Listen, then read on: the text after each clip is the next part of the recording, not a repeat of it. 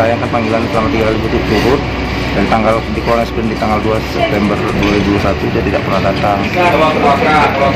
Sehingga kemarin dan ini juga kami lakukan penahanan supaya tidak ada terjadi disparitas antara bendahara dengan si kecil ini sama-sama kami tangani.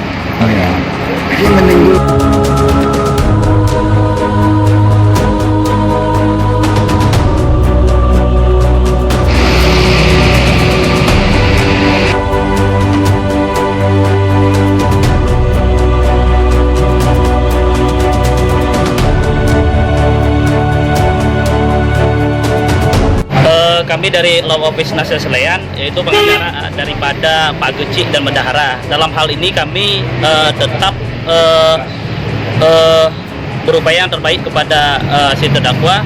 Dalam hal ini tetap kami prioritaskan azas praduga tak bersalah. Artinya seseorang itu belum ada putusan pengadilan yang belum dinyatakan itu bersalah, artinya tidak bisa orang itu dinyatakan bersalah. Baik, hanya itu aja. Terima kasih.